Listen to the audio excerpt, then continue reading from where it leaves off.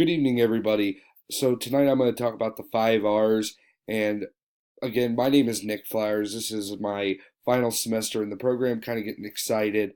To begin, I'm going to start with relationship. So when meeting with my principal, we really got to talk about all this information.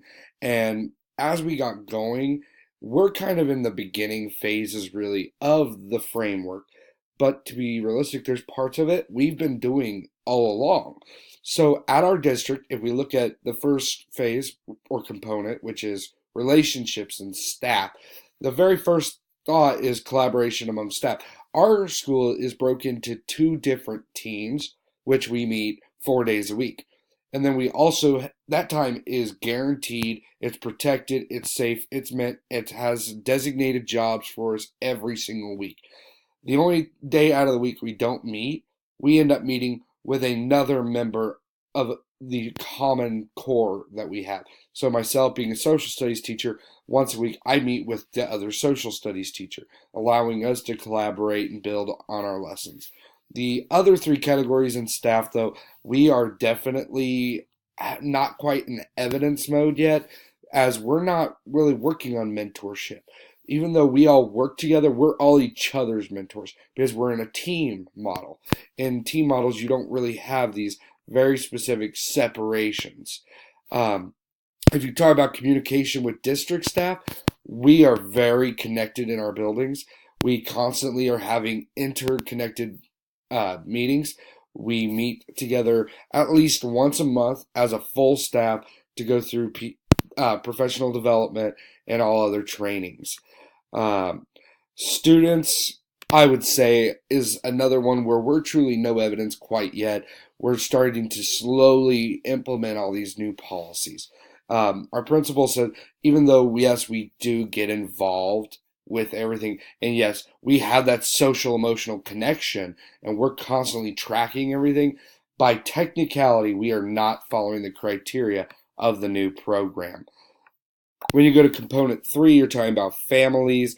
And again, we're kind of in a transitioning to implementing stage. We are a Title I district, so we constantly have multiple forms of mandated tracking that we are doing with families and getting within our stakeholders of our community. We are very big on getting interconnectedness. We constantly are doing outreach programs and many other things to help out. But definitely on phase 1, we are, I would say, in implementing to no evidence, we're really growing onto the program in general. If we go to the second one, it's relevance.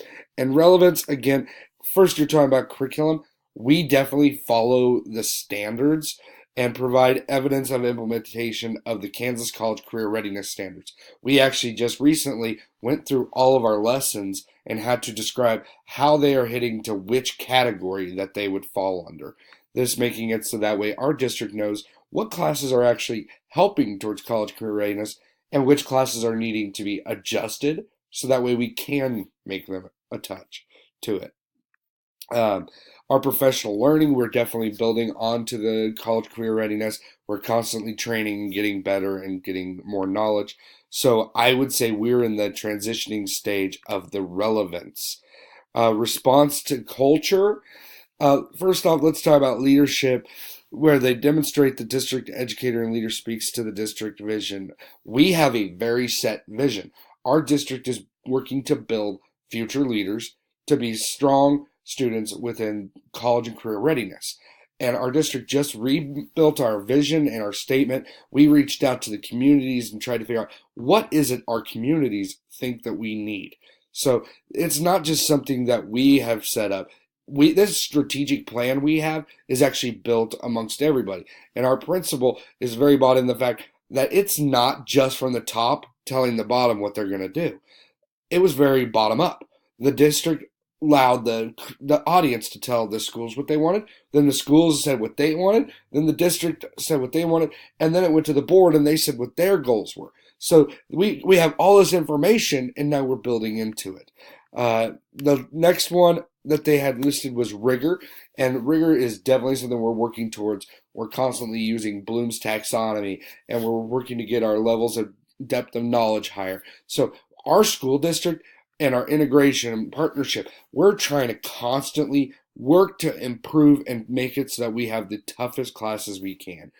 Um, Sorry, this is at 5 minutes, so I'm going to try and cut it off here because I don't want to go over. Sorry. Thank you guys, and I hope that answers the questions. Have a great day. Actually, I'm going to go ahead and continue one more part. I know it says no more than 5 minutes, but I got to answer these questions. So, is your building district a model institution or is it beginning brief analysis? We're definitely in a beginning phase. Though there's things we've been doing, by technicality, if you summed up all those categories, we're definitely in the beginning phase. And our school district, we're hard judges on ourselves. So we're going to tell you no matter what, even if you think we're higher, we're going to be judging ourselves low so that way we can continue to work and become the best we can. How is your principal's leadership style or approach? He's very hands-on. My principal, he's always in our classrooms. He's constantly getting involved. He wants it so that way the students don't even think about him being in the room because of the fact it's normal. That's his job. He's getting out there to make sure that we're getting that rigor up there. And he's a part of our school culture, not just the guy who's getting onto them when they're in trouble. In which area for school improvement did the two of you identify? Uh, we're definitely, as I said, working towards the very second one, which was our whole concept of relevance. We're wanting to constantly make it so that way we're connecting this and making sure that it all makes sense. For myself, I have to continue to build on my lessons and make them more relevant so that way they're stronger. And how would you approach those areas to improve? I'm in college for it. This year, I've become way higher on my rigor and higher on my relevance because of the fact I am finding ways to implement it and find a way to link it to the real world to help make it even better. And it's great having one of the teachers in our staff that we do because her ability to link to real world scenarios is absolutely amazing. So, when describing your vision, please identify and explain at least three PSEL standards that support your approach. The definite first one I'm going to say is PSEL 1, simple mission, vision, and core values. Our whole situation in this conversation was going through those different concepts, and one of them was simply, what is your vision? So we had to make a vision. Our school district just set up a new one. If your vision is strong, it allows you to truly guide. My second one would be PSEL 3, equity and cultural responsiveness, because it's our job to ensure that each student has equitable access to effective teachers, learning opportunities, and academic social support. So I am constantly trying to make sure that even if they're struggling in class, I make myself available. Being a coach, that's very difficult. And PSEL 4, curriculum instruction and assessment. It's our job to promote instructional practices that is consistent with the knowledge of the child. That means we have to reach them on their level and find a way to get them to the next spot because we can't just take them where they are and keep them where they are. We have got to move them up and help them become stronger students. Thank you and have a great night.